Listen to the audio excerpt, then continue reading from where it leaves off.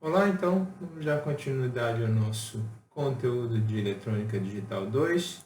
Hoje a gente vai trabalhar projetos de sistemas digitais, a parte 6 da nossa disciplina, né? Se encaminhando aí para o final da disciplina.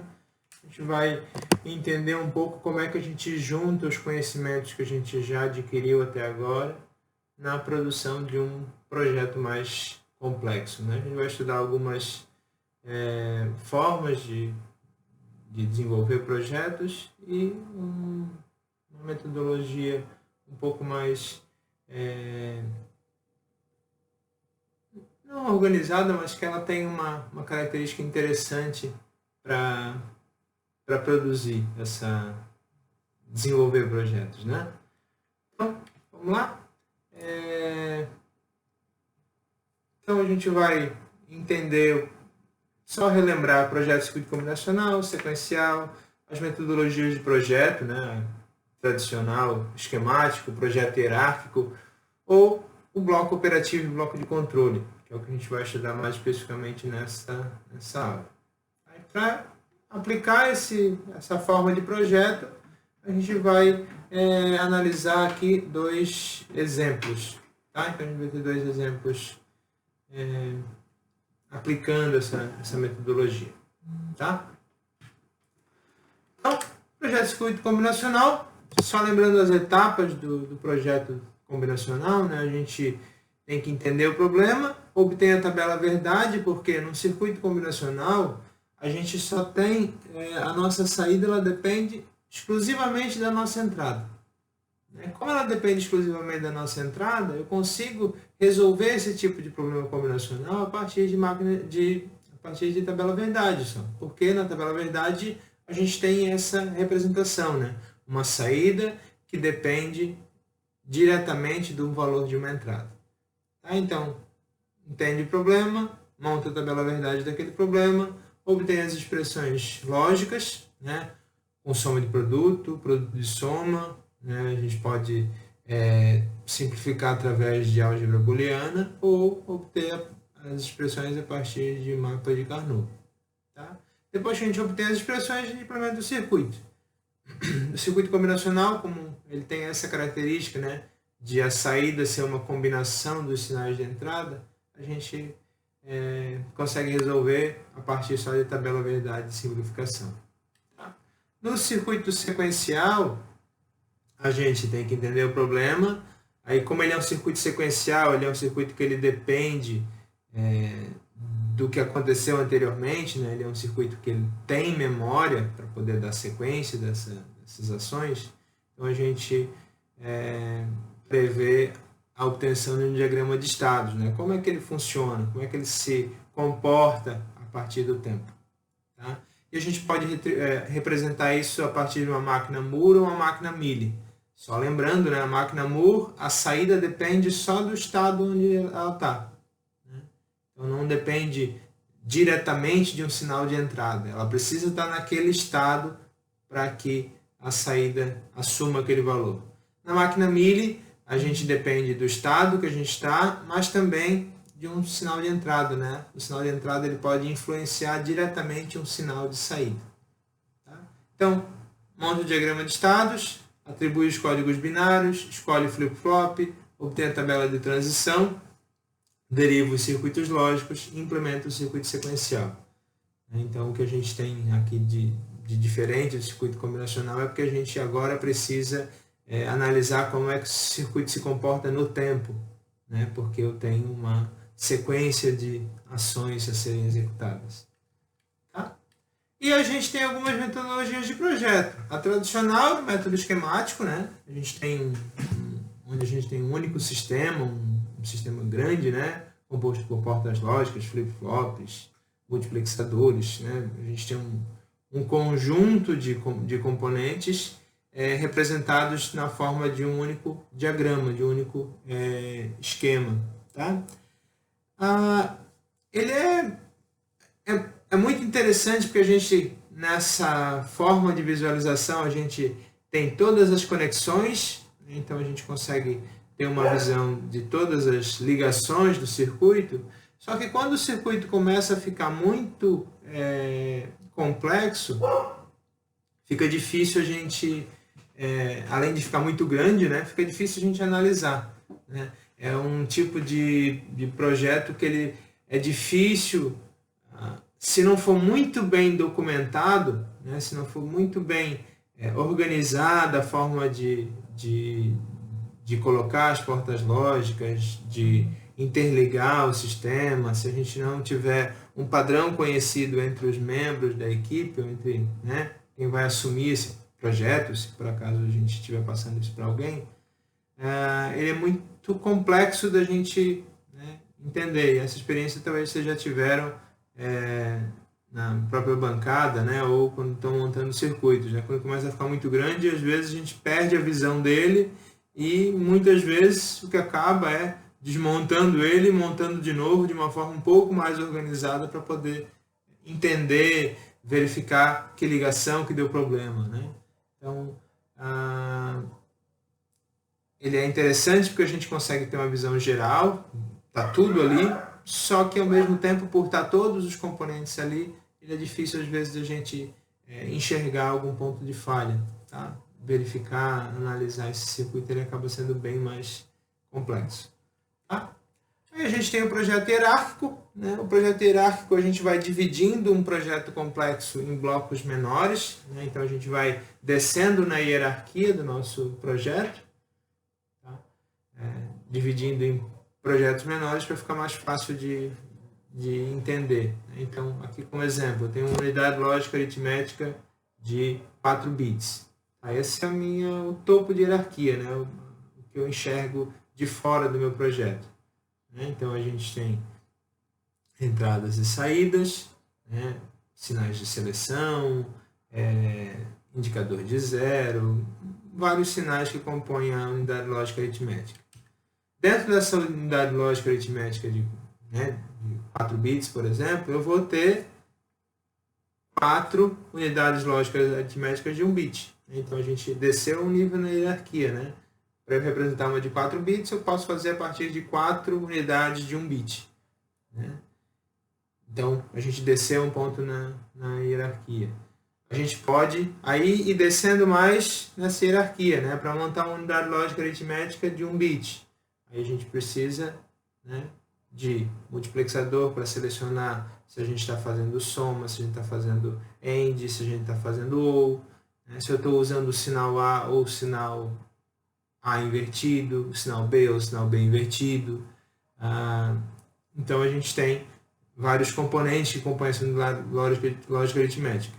A vantagem que eu consigo daí num projeto hierárquico, como eu vou descendo nessa hierarquia, cada vez vai ficando mais simples a minha aplicação.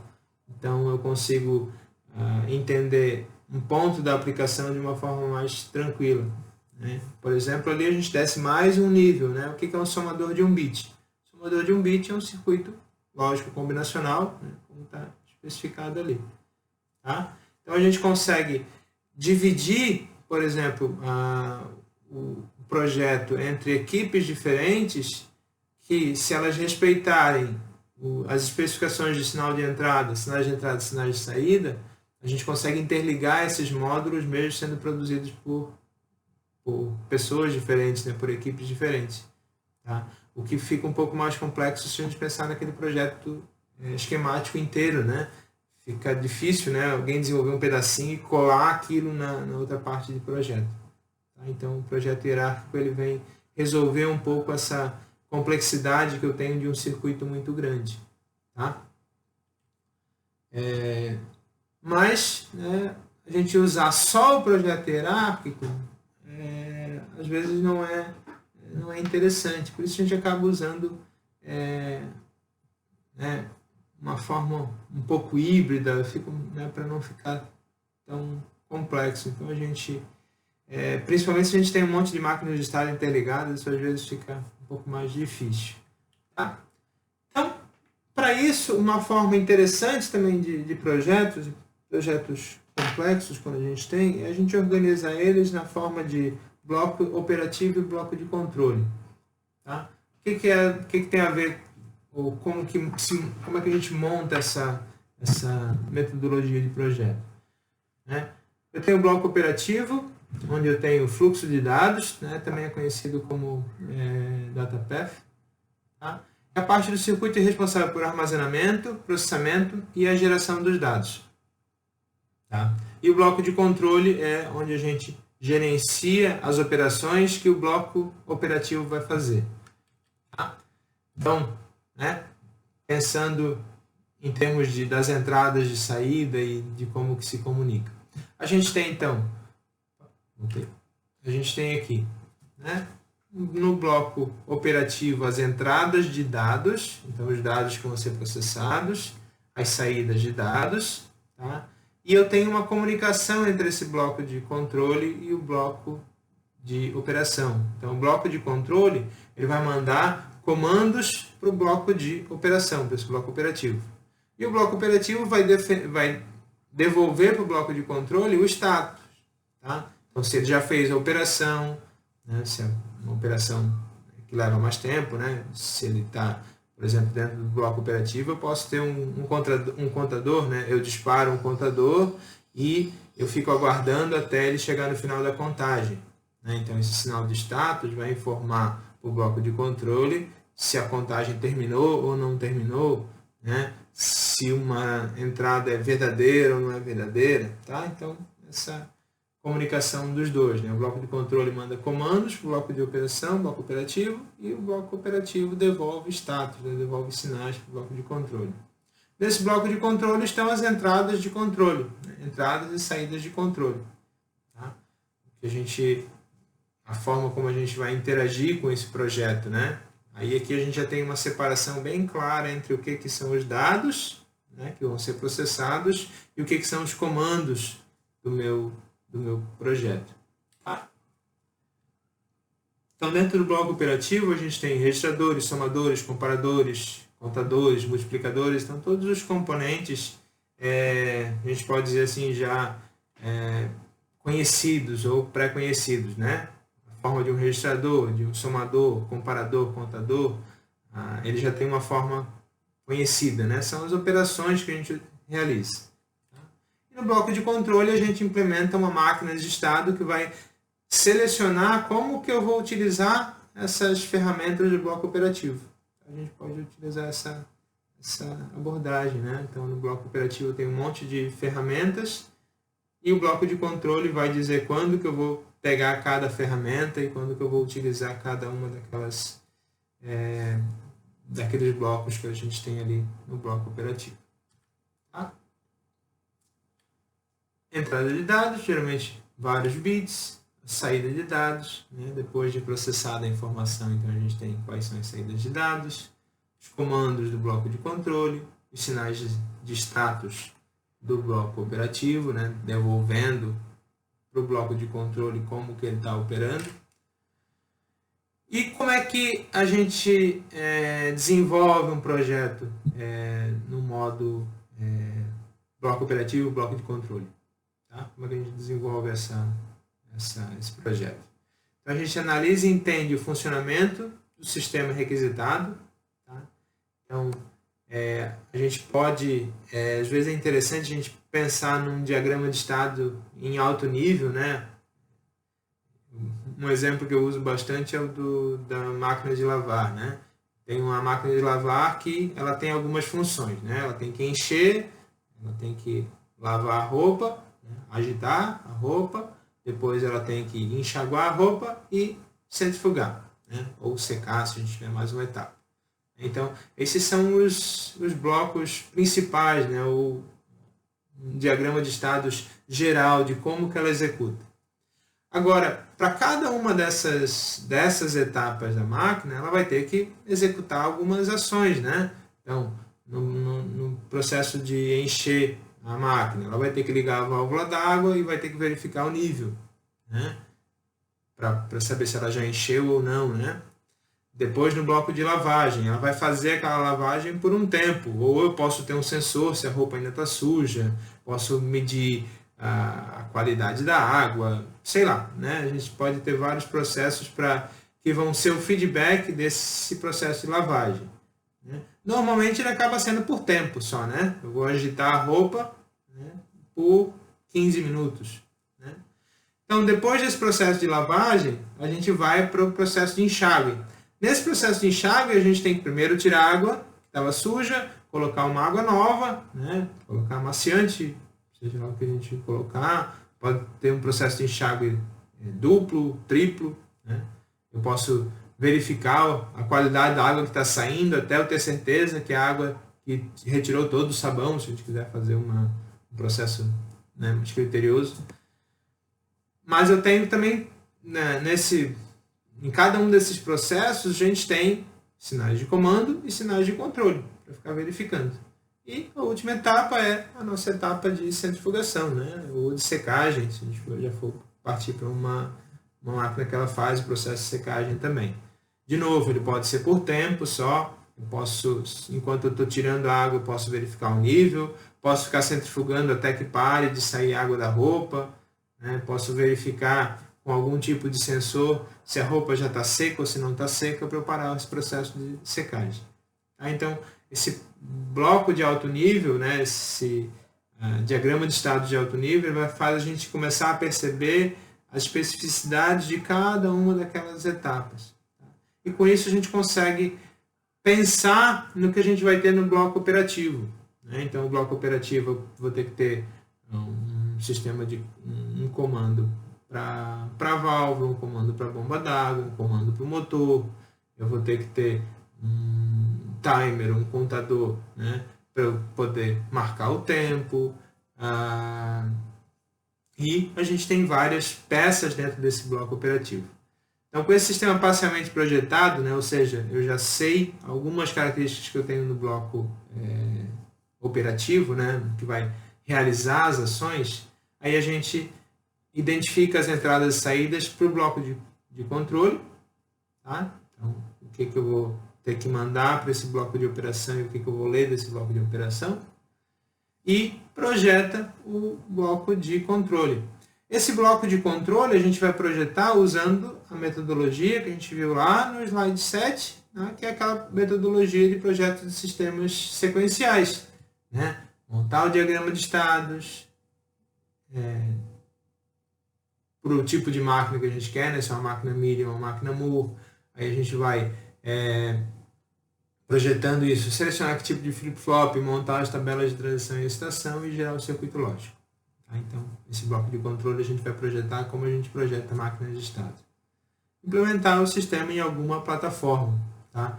Por que aqui a gente traz em alguma plataforma e não diretamente no circuito lógico? Porque dependendo do projeto a gente pode daí, né, implementar ele no FPGA, implementar num CPLD, né? Então a gente tem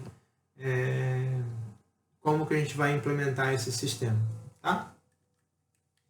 Então vamos ver um exemplo, tá? Esse exemplo tem lá ele resolvido, né? A gente fez isso em sala de aula, né? Quando a gente estava no encontro síncrono, então tem lá um projeto no DIDS com esse sistema todo resolvido. Tá? Aqui a gente vai passar as etapas dele, só que a gente não vai fazer no DIDS, né? Já está pronto lá, então vão abrindo lá os bloquinhos lá para vocês entenderem como é que estão implementados. Tá?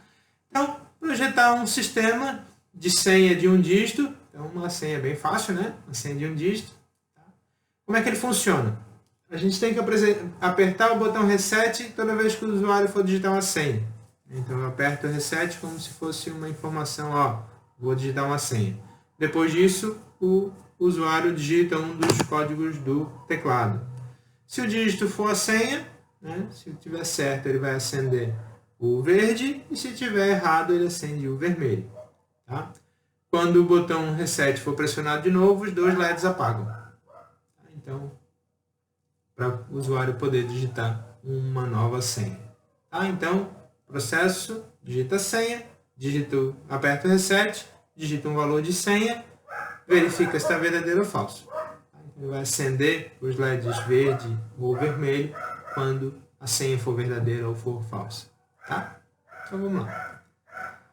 Então, a gente vai precisar de um teclado, né, que é essa nossa entrada de dados. Então ali a gente tem o funcionamento desse teclado, né, aqui claro que é pré-configurado, como a gente não tivesse, né, então ele entrega 4 bits com informação de senha. e ele dá um pulso em nível lógico alto, indicando que alguém digitou uma senha. Tá? Então, vai para 5 quando eu aperto 5 e ele dá um pulso para eu saber que foi digitada uma senha. E a gente tem esse sisteminha para processar os LEDs aqui, né, que vai é habilitado quando ele está em 0, porque a gente tem esse enable habilitado baixo, né? Então, quando ele está em 0, ele vai verificar a entrada A. Se o A for igual a 1, o LED está ligado. Se o A for igual a 0, o LED vermelho fica ligado. Tá? Isso é só para a gente poder identificar se a senha era verdadeira ou se era falsa. Tá? E esse botão de enable é para que a gente possa controlar quando que eu vou acender os LEDs, né? Então, para o bloco operativo, a gente precisa de um registrador de 4 bits. Esse registrador vai servir para quê? Para eu armazenar o que o usuário digitou. Então, o usuário digita a senha, eu tenho que gravar isso, né? Então, eu tenho que armazenar esse valor de senha para eu poder usar esse comparador para comparar essa senha que o usuário digitou com uma senha pré-configurada. Tá? Isso daqui pode vir de outro registrador, que não vai ser o caso aqui, ou de um controle de senha físico, que é a ideia para esse projeto. Tá? A gente controlar um sisteminha físico lá.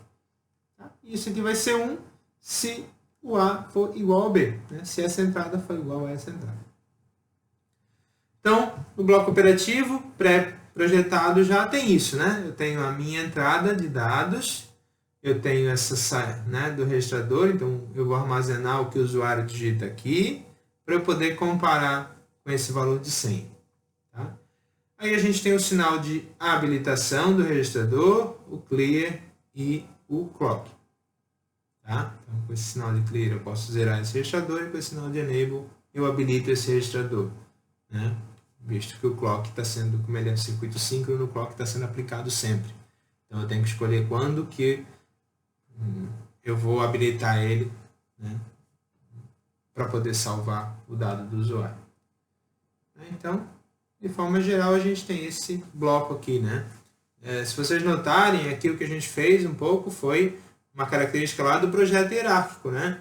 A gente tem esse bloco de operação e dentro desse bloco de operação a gente tem blocos menores. Né? Então, dentro desse bloco de operação a gente tem um registrador e um comparador. Tá? Então, isso que a gente fala, né? Normalmente a gente acaba utilizando soluções híbridas, né? A gente não vai usar nem muito só uma forma de projeto, nem a outra forma, né? Elas se completam. Tá? Então agora a gente tem o nosso sistema pré-projetado, né? Parcialmente projetado. A gente tem o bloco de operação, né? Onde eu tenho esse sinal aqui, né? De resultado que ele vai informar para cá se a senha é verdadeira ou falsa. Né? Então, ele recebe dado.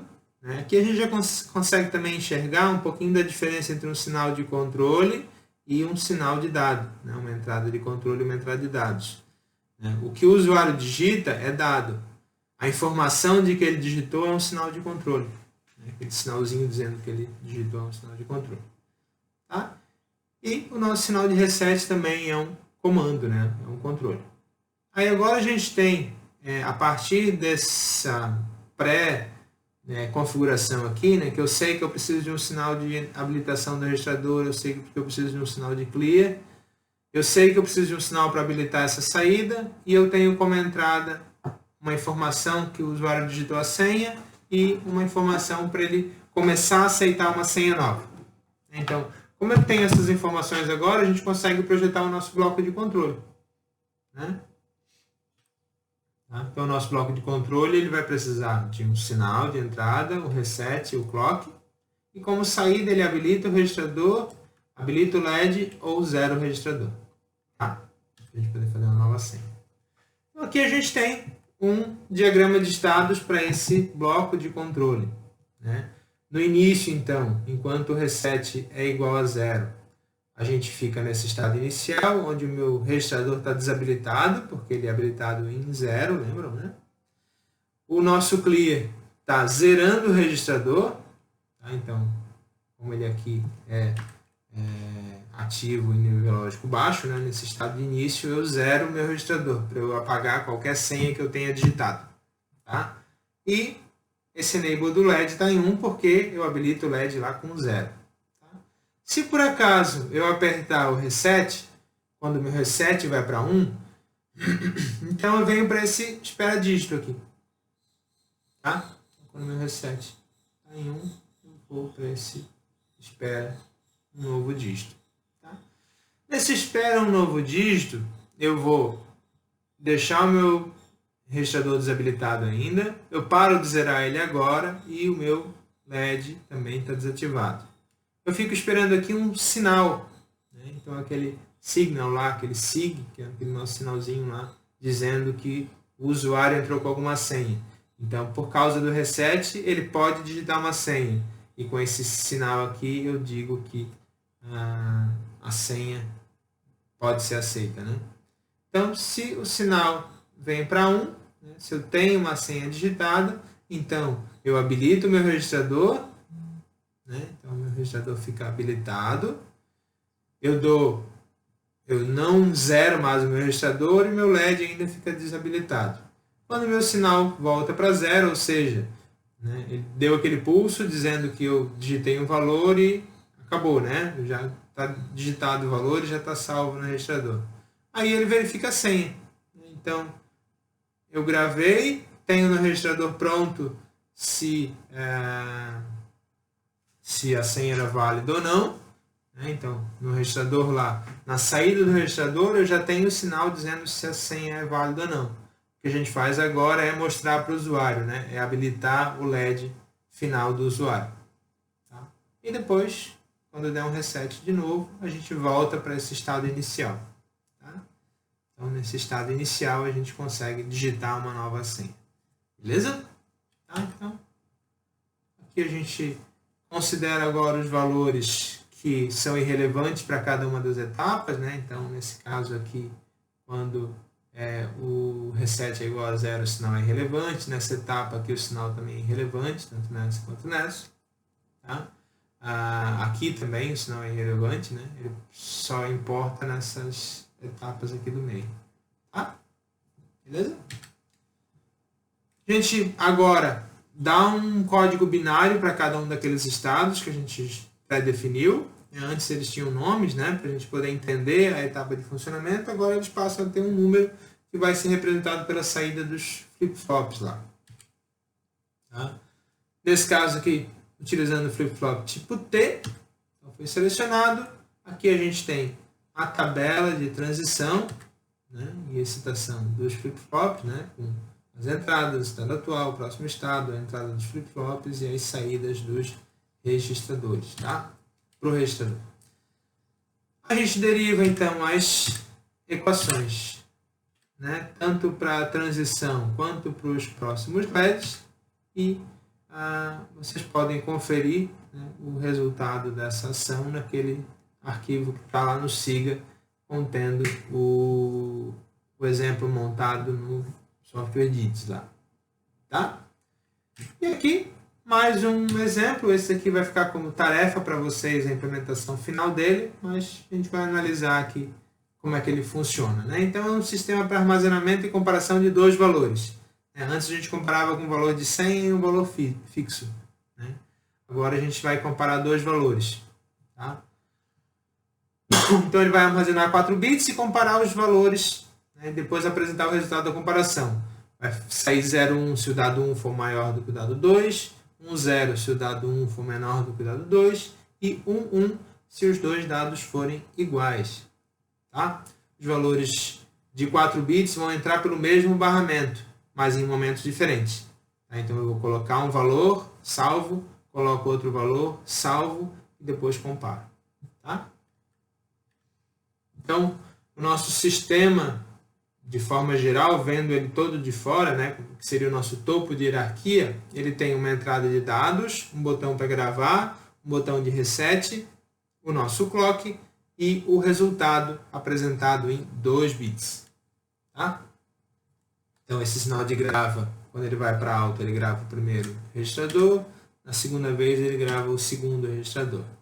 E depois disso, ele já apresenta o resultado. Tá? Quando o reset é colocado em nível lógico alto, o sistema reinicia. Nesse caso, a saída fica em 0, 0. Tá? Então, no bloco operativo, a gente vai precisar de blocos de registrador, blocos de comparador, tá? E a gente tem essa saída aqui, né? E quando está em 1, o resultado fica em 0, 0. E quando está em 0, a gente tem essa saída de acordo com essas condições aqui. Tá? Então, o nosso bloco comparador agora, ele é um pouquinho diferente daquele bloco comparador que a gente tinha no exemplo anterior, né? Que ele não tinha sinal de enable, ele só comparava os valores e apresentava. Tá? Então, olha só, no nosso bloco de operação, a gente tem 2 registradores, esses 2 registradores eles são iguais. Né? O que muda? A habilitação dos dois, estão vendo? Eu tenho um sinal que habilita esse e um sinal que habilita esse, porque o sinal de dados é o mesmo para os dois. Então, eu vou ter o dado disponível aqui na entrada, e daí uma hora eu vou salvar aqui, e no outro momento eu vou salvar nesse ponto.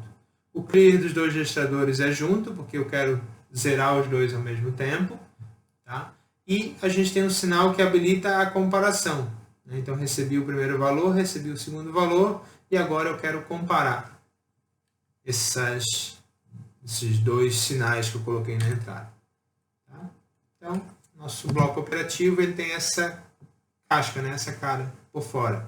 Uma entrada de dados, uma saída de resultado, uma entrada para habilitar o primeiro registrador, o segundo registrador, para habilitar a comparação e para resetar tudo. Além do clock, né? Então, sistema parcialmente projetado. Eu tenho como sinais de controle o grava e o reset, e como entrada de dados essa entrada de 4 bits. Tá? E como saída, a gente não tem nenhuma saída de controle, porque isso aqui não passa para outro bloco, né? Mas a gente tem então essa saída de reset. Tá? Aí, mais especificado para vocês. Tá? Nesse caso aqui a gente não tem sinal de status, né? Diferente daquele outro sistema lá que a gente tinha um feedback, né? Tinha um sinal que voltava para o bloco de controle. Nesse caso aqui a gente não tem. Tá? A gente não tem nenhum sinal que volta. Só o bloco de controle que comanda mesmo esse circuito. Tá? Então, aqui o nosso diagrama de estados, né? Início, aí quando o reset está em 0, né? Porque esse sistema ele reseta em 1. Quando o sistema está em 0, ele fica esperando o dígito. Né? Então, espera o primeiro dígito. Quando grava, vai para 1, ele grava o primeiro dígito. Enquanto ele fica aqui, ele fica parado. Aí ele vem para esses estados de espera o segundo dígito. Fica parado aqui também, grava o segundo dígito, né? E desse segundo dígito, ele agora vem para essa etapa de comparação. Tá? Então, quem manda o sinal de habilitar a comparação é esse bloco aqui. Né? Não é o usuário por fora que vai dizer, agora compare. Não. O usuário só entrou com os 2 dados, né? E disse que aquele eram os 2 dados que ele tinha que mandar. E o próprio sistema faz a comparação. Tá? Só relembrando aqui, né, ver se está tranquilo, isso daqui é uma máquina Moore, né, porque os estados estão dentro, os sinais de saída dependem do estado. Como ele depende do estado, então é um bloco, é uma máquina Moore. Beleza? Aí, colocando os sinais irrelevantes para ficar mais fácil a gente montar lá na tabela. Tá? E a execução e a montagem desse circuito é uma tarefa, né? Um exercício para vocês, tá? Para ver se entenderam, se compreenderam, se está claro esse tipo de sistema.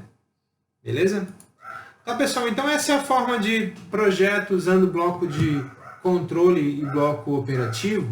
Tá? Então, o legal dessa metodologia é que a gente consegue entender mais fácil a utilização dos blocos pré-prontos, digamos assim, né? E a gente consegue dividir o que é controle, o que é a nossa máquina de estados, do que é os nossos blocos de operação. Tá? Porque às vezes quando a gente está projetando um sistema que a gente só enxerga a máquina de estados, a gente quer colocar tudo ali dentro da máquina de estados.